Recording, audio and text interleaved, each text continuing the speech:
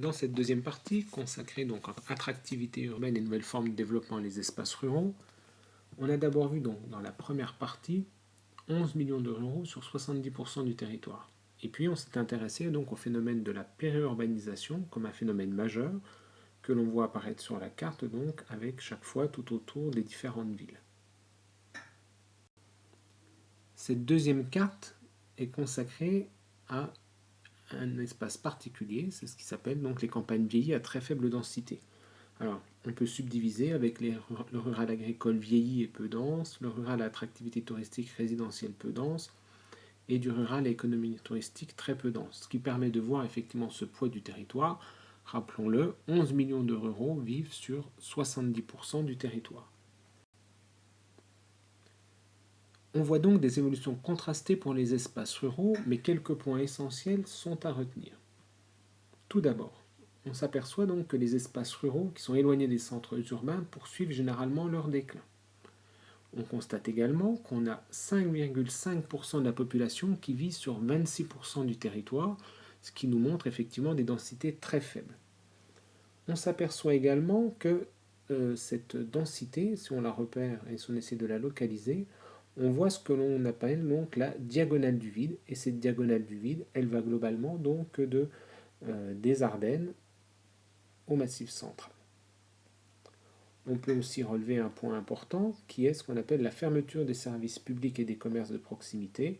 Très souvent, on voit donc ce genre de manifestation avec notamment la mobilisation des élus contre la fermeture notamment d'un service public.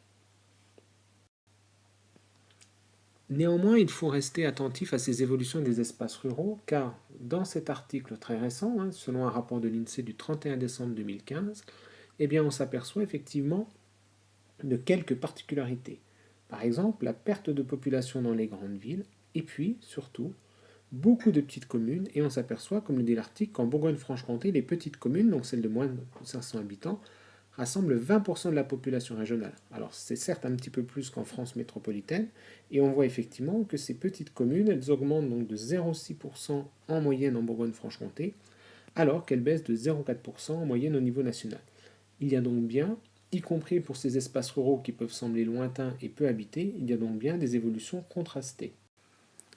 Un démographe qui s'appelle Hervé Lebras a essayé de trouver des explications à ce phénomène finalement assez récent puisqu'il a une dizaine d'années. Alors, il propose plusieurs éléments.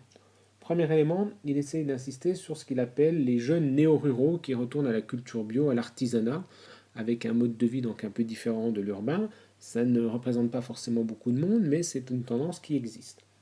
Autre tendance, des retraités qui abandonnent la ville, soit pour des raisons de coût, soit pour des raisons notamment aussi de qualité de vie. Eh bien, on se projette davantage dans des éléments à la campagne, voire parfois avec un retour dans la ville, dans la campagne de départ.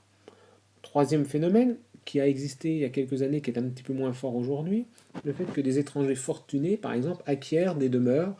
Par exemple, on a beaucoup vu ça avec les Anglais dans le Périgord, donc, et à partir de là, ça faisait remonter la population de certains espaces ruraux. Et puis, tendance plus récente, eh bien, des cadres qui investissent véritablement leur résidence secondaire, qui en font leur lieu de travail, et cela est rendu possible donc grâce au travail à distance. En analyse finalement, Hervé Lebras revient sur une idée forte, c'est que l'espace prend une valeur importante. C'est-à-dire qu'aujourd'hui, dans une société avec un niveau de vie élevé, qu'est-ce qui peut faire un petit peu la distinction sociale? C'est finalement l'espace dont on dispose, le volume d'espace dont on dispose.